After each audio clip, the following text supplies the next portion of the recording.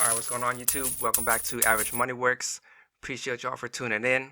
If this is new to you guys, this is your first time visiting the channel, what I'm doing here, I started with $2,100, and basically I'm taking this account and using it to help make additional income to pay off bills, reach financial freedom a lot faster, pay off all my debt.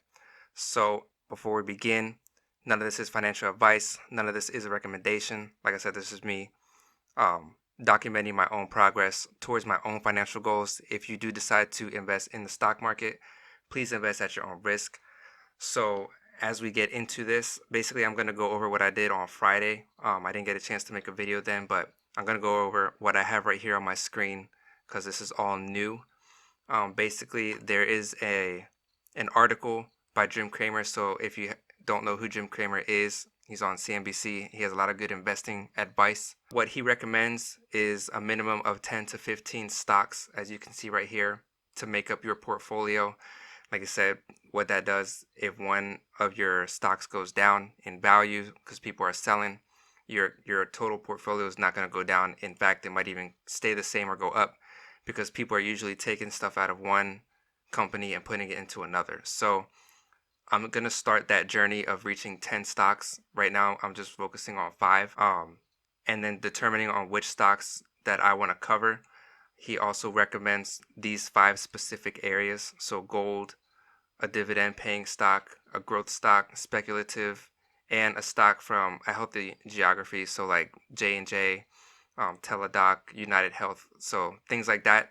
So basically what I'm going to do, or what I did, was I put $100 mostly into most of these positions. This one I have 42 still. I didn't put any money into Apple yet, but these other companies like DraftKings, I put $100 into DraftKings.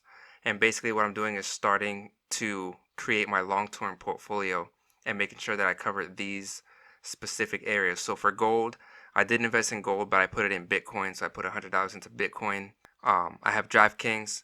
DraftKings would be my speculative stock because with the whole lockdown and all that, I'm pretty sure DraftKings is going to continue to go up as people continue to bet online and stay home. And then T is my AT&T stock, and that is my dividend stock. So I'm reaching the dividend. This stock right here gives a high dividend, and you can figure out if you're looking at stocks to get dividends on. It'll tell you right here if it has a dividend yield or not. And then there's a calculator that you can look up. All right, so if you go to this website right here, Omni Calculator, you can type in the share price. So 29.04 will be the share price.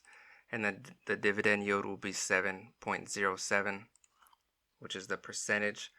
So what I'll be getting is $2.05 every year just for owning the share. So you don't have to do anything. Just for buying and holding that share, you're going to get paid. And that's one way of creating passive income because you don't have to do anything. And they pay this 4 times a year. So if you take that times 4, you're going to get about 52 cents every quarter. So 4 times a year. So as long as you continue to add and buy shares, this number is going to keep going up. So if you have 100 shares, you're going to make $205 every year just for owning the stock. So that's one great way of making sure that your account continues to grow year after year. So that's my dividend stock. And then I have Bitcoin. My growth stock is Apple, even though Apple's more of like a value stock because it's well established and everybody knows Apple and it's been around for a long time. Apple continues to go up every year. And it looks just like this, just like the market itself. So this is my growth stock. And basically all of my AT&T position is money that I made in the stock market. So this is basically a free investment for me. I haven't put any of my actual money into this stock. And I'm just going to let that grow on its own, basically. So my growth stock is all free investment. And that's basically what I did on Friday.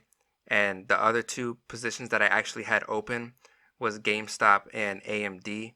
So Gamestop, if I go back to my messages and show you guys what I did, right here on December 3rd, I sold the contract, a put option, which is basically saying that I'll buy 100 shares of GameStop at $14 a share if the share price drops below 14. So At the time, GameStop was trading at about $16. So for me, $14 was a discount. Whereas on the expiration date, if it was below 14, whoever had to sell to me actually would make more money than selling it back to the market. So because I sold that option, I got paid $98 for it. And it says 98 cents, but it's $98 because everything in contracts handles 100 shares at a time. So I got paid $98. I held that, and then on Friday it actually did drop below 14, so I had to buy the shares. And then what I did was I sold a covered call, but I opened it on a Wednesday, which usually I wait till Thursday, the night before, just to see where the price goes. But I opened it up, and it ended up hurting me because GameStop shot back up almost like as soon as I bought, or almost as soon as I sold it. So if I go back and look at GameStop's stock real quick, just to show you guys this whole thing. Right here was December 8th, and then it came back down here. It came all the way down here to 1365. That's when I had to buy the shares at 14. And then right around here, I think, what was Wednesday? The 16th. So right here on Wednesday is when it came all the way back up. So it went above the price that I was going to buy, that I was agreeing to sell them back at. I agreed to sell them back at basically the same price that I bought them. If I look for that contract down here. Yeah, so right here, I agreed to open up a covered call. So originally when I agreed to buy the shares at 14, now I'm agreeing to sell the shares at 14. And at that time, GameStop was down to about $13. So I was basically just looking to get all my money back from the shares and just make the money off of selling these. So this was going to be $46 plus the $98 that I made before. But when GameStop came back up, I decided to close this. So I ended up losing about $84 that I have that on my tracker right here. And then I made an order to sell my shares at $16. So the way that I saw GameStop moving, I was pretty sure that I was going to go up to that price.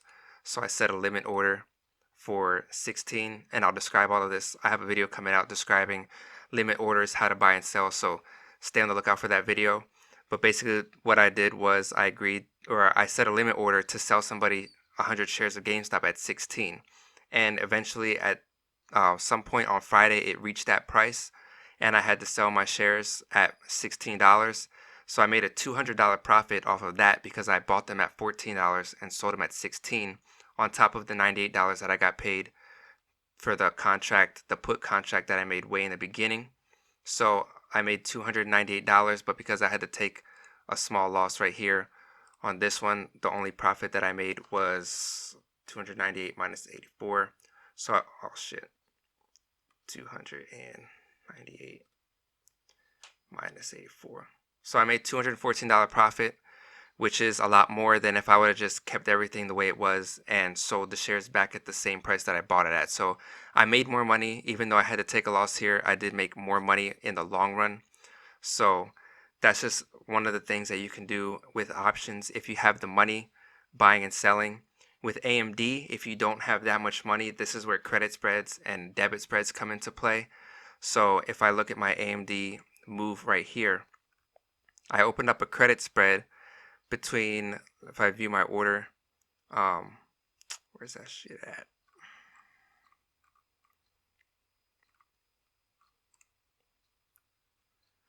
So this is my credit spread, and what I did was I bought a put at 93 and I sold a put at 94. So with GameStop, I sold a put at 14, saying that I'll buy the shares for that price. So if I wanted to do that with this and I just wanted to buy, or I just wanted to sell only, I would have to have $9,400 to do it. But I don't have $9,400. So what I did was I bought the option below it for 93. So I was agreeing to buy the shares at 94 and sell them at 93. So because I did this, I only need $100 because that's the difference between these two prices. So if you don't have that much money and you're looking to still do options, credit spreads and debit spreads is how you can make money on companies that you like and not need all that money for it. So what happened was, because this option was more expensive than the one that I bought, I got a credit of $20. So I got paid $20 versus the $60 if I just did this by itself. And then I had to hold $100 because that's the difference between these two. So in reality, I only had to use, or I only put at risk $80 because $100 between the two strike prices minus the 20 that I got would be $80. So the most that I would really lose is $80. But with credit spreads, you don't have to be correct on the direction. So with most options, you have to be exact on which direction the stock's going to go. If you do a debit spread and you pay for it, you also have to be correct, and you want your option to actually fall in the money, meaning that the share price costs more than your two options. With this one, it doesn't matter which way the stock goes, as long as it stays above your sold price, you're going to make all the money that you get paid up front. So you know how much money you're going to make off of this, and they pay it for you. And as long as it stays above that by the expiration date, you make the whole premium. And that's what happened on Friday. AMD stayed above 94. I think it was around $95. So I made the full $20. This thing expired worthless, meaning that nobody wanted to buy the shares from me at 94, and I didn't have to buy the shares from anybody at 93. So I made all the money on that one. I put that also in my spreadsheet right here. So at the end of last week, I made a total of $136. And the reason why it's not the amount that I made from GameStop is because I used that $98 previously. So between the share price and this price, I made $136 last week. So my 60-40 method, I reinvested the $55. And this is basically where my accounts were sitting at on Friday. A total of 18% up from my initial investment back on November 6th, which is when I started this whole thing. So 18% in about a month and a week is really, really good, because the average annual rate of return in the stock market is only about 7 to 10%, and that's in a whole year. So 12 months, it would take you 12 months to make about 7 to 10%, and it took me 1 month to make 18%. So far I'm doing good. Of course, the stock market isn't all great, and I'm still looking for that opportunity to show you guys how to get through the red days. But until then, this is how it's looking. So if you guys have any questions, leave it in the comments. I'll answer that in the next video, or I'll answer that in the comments down below. Otherwise, I'll see y'all in the next video. All right, peace.